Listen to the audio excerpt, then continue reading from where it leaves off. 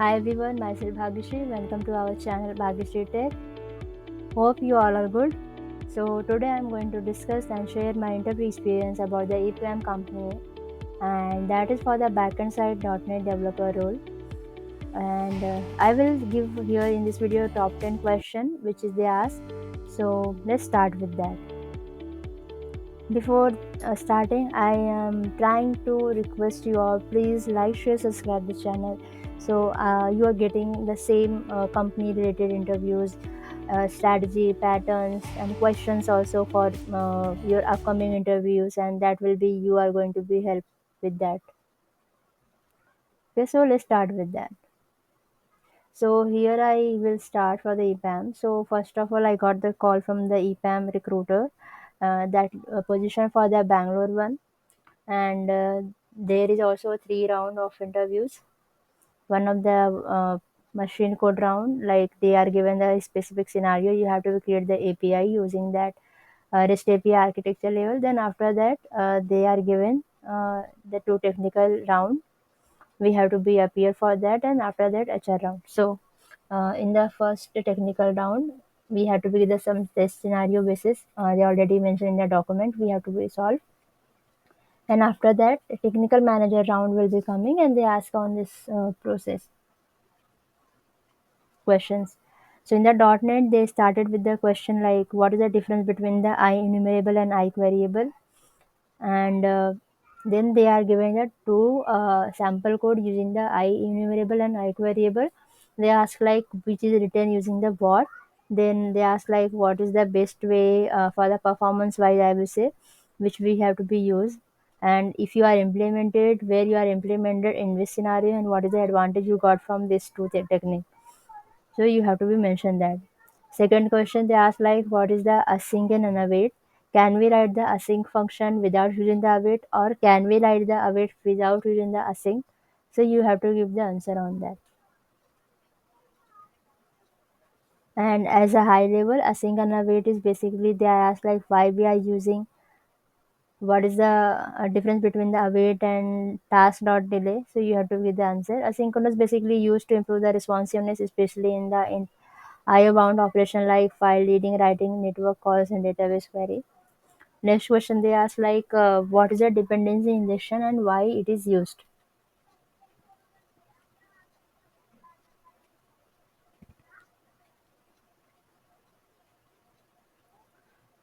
So in the dependency injection, it is a design pattern to achieve the inversion of control between the classes and their dependency. DI provide the object that class depend on, like rather than allowing class to create them.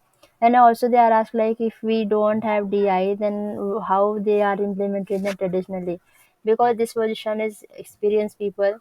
So they are thinking like you are using the .NET core, but before the .NET core, how you are handling such scenario cases. And you have to mention like why we have to use a loosely coupled. So the reason behind that, we are achieving loosely coupled code testability and maintainability, and most of the, I will say, modularity is the main thing we are getting from the DI.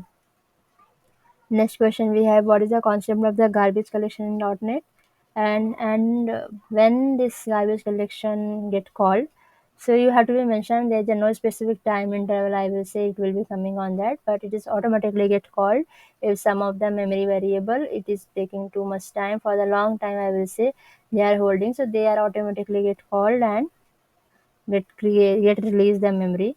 And I will say that is destructor of the expression you see.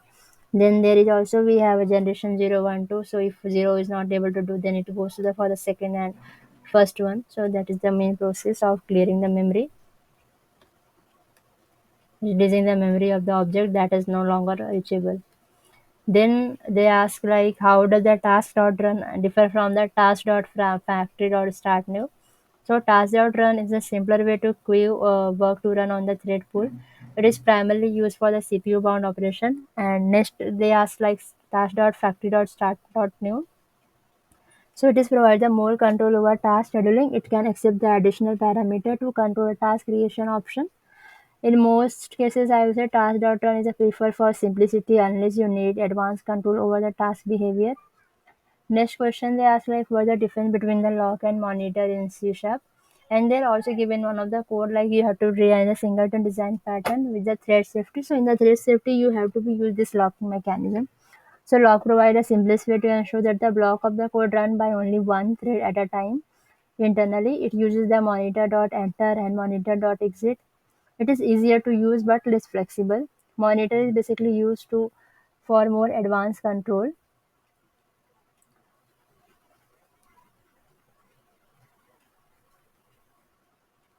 See, this is the answer I just mentioned here. So advanced control for exiting, entering, waiting, and signaling, and it offers the feature like wait, pulse, and pulse out, which lock does not provide.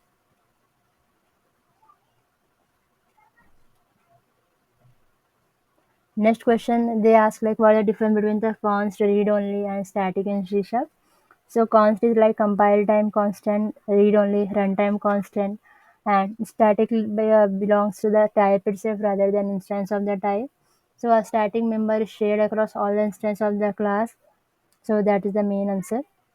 Then they ask like what the design pattern can you explain the singleton and factory design pattern in C sharp. So you have to rewrite the code also for this problem.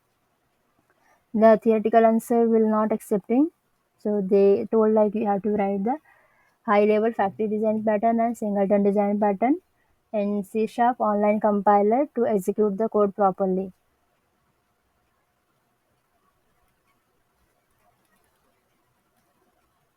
So I given this sample code, so that's why I mentioned here.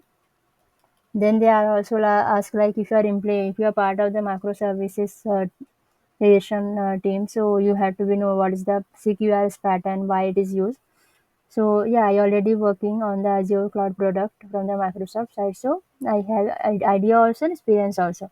So CQRS pattern is like common we are using for the command query responsibility segregation that separate the read operation from the writing, and command basically using for the modifying the data.